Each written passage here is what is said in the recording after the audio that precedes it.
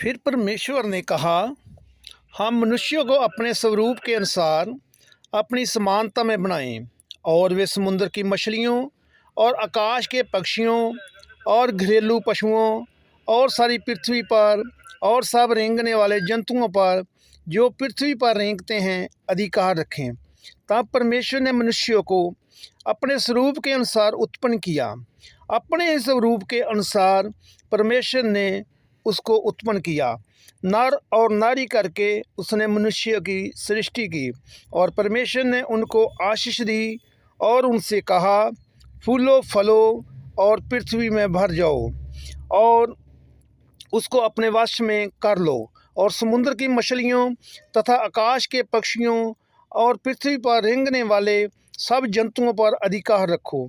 फिर परमेश्वर ने उनसे कहा, सुनो, जितने बीज वाले छोटे छोटे पेड़ सारी पृथ्वी के ऊपर हैं और जितने वृक्षों में बीज वाले फल होते हैं, वे सब मैंने तुमको दिए हैं, वे तुम्हारे भोजन के लिए हैं। और जितने पृथ्वी के पशु और आकाश के पक्षी और पृथ्वी पर रेंगने वाले जंतु हैं, जिनमें जीवन का प्राण है, उन सब के खाने के लिए मैंने सब हरे हरे छोटे पेड़ दिए हैं। और वैसा ही हो गया। तब परमेश्वर ने जो कुछ बनाया था सबको देखा, तो क्या देखा कि वह बहुत ही अच्छा है। तथा सांझ हुई, फिर भोर हुआ, और इस प्रकार 6वां दिन हो गया। ज्यों आकाश और पृथ्वी और उनकी सारी सेना का बनाना समाप्त हो गया, और परमेश्वर ने अपना काम जिससे वे करता था 7वें दिन समाप्त किया, और उसने अपने किए हुए सारे काम से 7वें दिन विश्राम किया।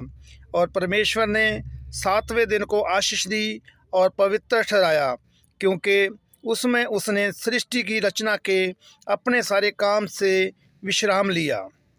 आकाश और पृथ्वी की रचना का वृत्तांत ये है कि जब वे उत्पन्न हुए, अर्थात जिस दिन यहोवा परमेश्वर ने पृथ्वी और आकाश को बनाया, तब मैदान का कोई पौधा भूमि पर ना था और ना मैदान का कोई छोटा पेड़ उगा था, क्योंकि यहोवा परमेश्वर ने पृथ्वी पर जल नहीं बरसाया था और भूमि पर खेती करने के लिए मनुष्य भी नहीं था।